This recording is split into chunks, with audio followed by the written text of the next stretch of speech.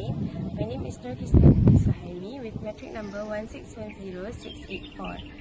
Today, we are going to present on finding the river water quality using advanced mathematical methods. Humans retain about 60 to 70% of water in their body. Because of this, the water intake of humans should be clean and nutritional. Having polluted river water is not only harmful to humans, but also to the Mother Earth.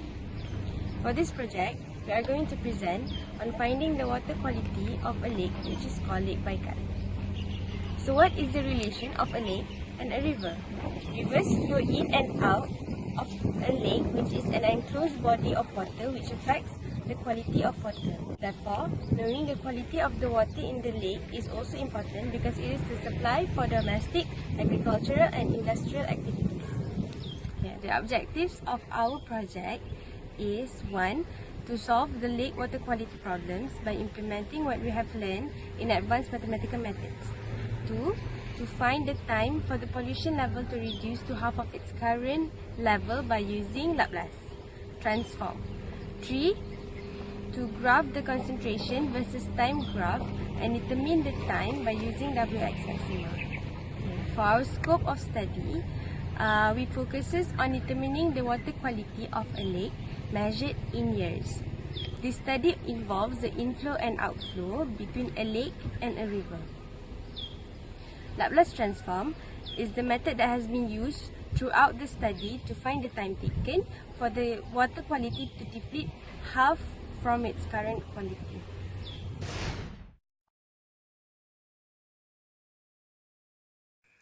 I am Siti Najiha binti Muhammad Shuib with metric number 1612342. I will explain about mathematical model. A scientific expedition discovered that 160 tons of liquid waste are produced every season in Baikal Bay. This happened because of a few causes. The causes are tourist camps, water transport vehicles, and an increased number of alien water plants. We make the following assumptions. First, there are no longer heavy pollutants discharged into the lake. Second, the flow rate are constant throughout the year. Third, when a liquid enters the lake, a perfect mixing occurs and the pollutants are uniformly distributed. Fourth, the pollutants dissolve in the water and enter and leave by inflow or outflow of the solutions. So our problem is the volume of Lake Baikal is 23,600 km3, while its depth is 1,642 meters deep. The current concentration is 1.8 milligram per kilometer cube. So we wish to know how long it will take for the pollution level to reduce to half of its current level of pollution. So here we know that the volume of water in Lake Baikal is which is V equals to 23,600 km cube. The initial condition is when time equals to 0, the concentration equals to 1.8 milligram per kilometer cube. Next, the rate of flow and outflow of the Lake Baikal is the same, which is R in equals to R out equals to 60 km cube per year. The general equation is dy over dt equals to rate inflow or rate outflow, where dy over dt equals to flow rate of liquid, y equals to the concentration of pollutants in milligram per kilometer cube, and t equals to time in year. That's all from me. The next part is the manual solution. First of all, my name is Siti Nordiana binti Imam Fauzi, metric number 1618928. Let me clarify again. dy dt is the flow rate of liquid. Since we assume the rate flow is constant, rate inflow equals to rate outflow equals to 60 km3 per year. And the initial concentration of pollution, where T equals to 0, is 1.8 milligram per kilometer cube, and the volume given is 23,600 kilometer cube. And here we have the equation, the volume rate flow equation, where dy dt equals to negative 60y per volume. The negative signs indicate the rate inflow minus the rate outflow, but we only consider the rate outflow of the lake. Then we move it to the left hand side of the equation so that the equation would equal to 0. Then we perform Laplace transform into the both sides of the equation, and then we have the derivative form of Laplace transform into this form of equation.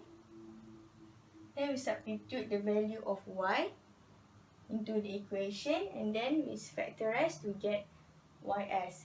Then we perform inverse Laplace to both sides of the equation to get the value of y, that is 1.8 exponent negative 0.00254 t.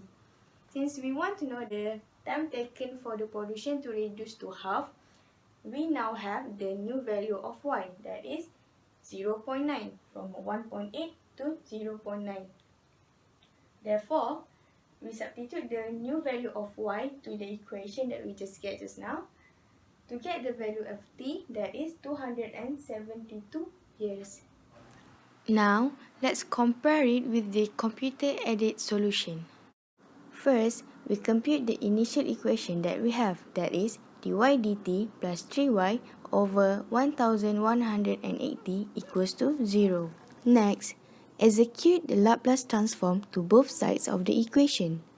Then, substitute the value of y. Compute the inverse Laplace to get the equation of yt. Lastly, compute the command to plot the 2D graph. As can be observed, the result is similar to the graph obtained. The graph shows a negative exponent curve which declines with time. At 0.9 mg per kilometer cube, the corresponding time is approximately 272 years. This shows that to decrease the concentration of pollutant in Lake Baikal to half of its initial concentration would take 272 years. The graph reaches a steady state at approximately 2,500 years.